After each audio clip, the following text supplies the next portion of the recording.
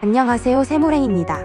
오늘은 중세시대의 독특한 성풍습에 대해서 알아보려고 하는데요. 널리 알려지다시피 중세시대의 성문화는 동물의 왕국이라고 불릴 만큼 개방적이었다는 게 대부분의 통설입니다만, 최초의 법전인 작센 슈피겔에 기록된 성희롱 벌금형의 사례를 보면 남녀 간의 스친만 있어도 단죄하는 지역이 존재하는 등 지역에 따라 차이가 많았다고 합니다.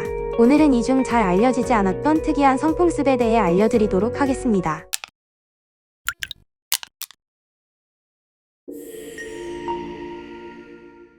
찾아가는 밤은 게르만족의 미혼 남녀 사이에서 유행하던 풍속입니다. 총각이 한밤중에 중세의 기사 흉내를 내면서 영웅적인 방법으로 처녀의 방을 찾아가는 것인데요. 한마디로 쥐새끼처럼 다락방 좁은 창문 같은 위험한 경로를 택해 마음에 드는 처녀의 방을 찾아 구했다고 합니다. 그 이유는 찾아가는 경로가 어려울수록 사랑의 크기가 크다고 생각했기 때문이라고 하는데요. 그렇기 때문에 벽을 타고 기어 올라가거나 지붕을 뚫고 들어가는 등 가급적 최대한 기이한 방법을 택하려고 애를 썼다고 합니다. 이렇게 큰 사랑을 품고 쳐들어가 마침내 처녀의 침대에까지 들어간 총각은 과연 그 큰 사랑을 그녀에게 느끼게 해줬을까요?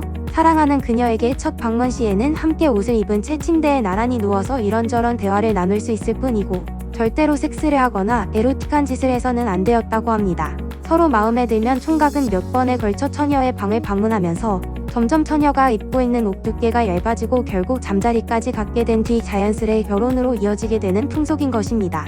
만약 이럴 절차를 무시한 채 처녀의 방에서 밤을 지새우거나 함부로 하겠다고 난동을 피우는 총각은 마을 법에 의해서 엄한 처벌을 받았다고 하는데요. 실제 중세의 알프레드 대왕 시기의 법전에는 밀폐된 공간이나 같은 이불 밑에 딸이나 누이가 다른 남자와 있는 것을 보았을 때, 혹은 아버지의 법적 아내인 어머니가 다른 남자와 있는 것을 보았을 때 침입자를 해치더라도 벌을 받지 않을 수 있다. 설령 그 침입자를 죽였더라도 그의 친척들에게 복수가 허락되지 않는다라고 적혀있을 만큼 시정극에 대해 관해한 조처를 내렸기 때문에 사사로운 처벌이나 간통죄에 대해 개인적인 복수가 많았다고 합니다. 독일의 메렌 지방에는 지금도 결혼은 창문을 통해서 이루어진다는 말이 남아있을 정도로 이 풍속은 게르만족의 총각 처녀들에게 널리 유행했다고 합니다. 이 풍속은 놀랍게도 불임인 남성이 직접 이웃집 남자를 찾아가 자기 부인과 잠자리를 갖게 하는 풍속입니다. 일종의 대리부를 말하는데요. 한마디로 중세 유럽 남성판 씨바지라고 할 수 있겠습니다.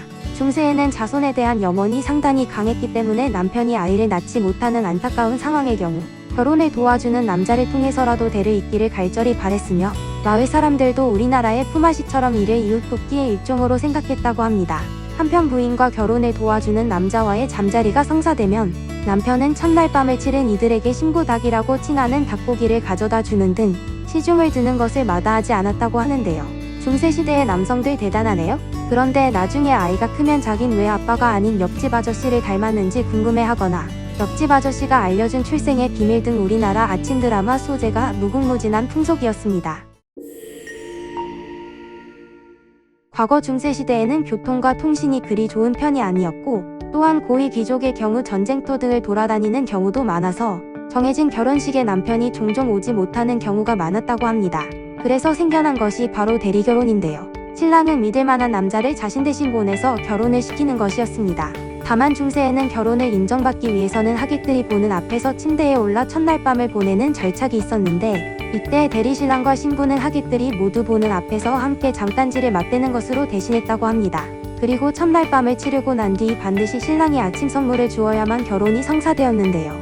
이때 신랑이 준 아침 선물은 신부가 결혼할 때 들고 온 지참금과 더해져 신부의 재산이 되었고 앞서 설명한 것처럼 중세에는 귀족 신랑이 전쟁터 등을 돌아다니는 경우가 많았기 때문에 신부가 과부가 될 경우 일종의 보험금처럼 사용되었다고 합니다.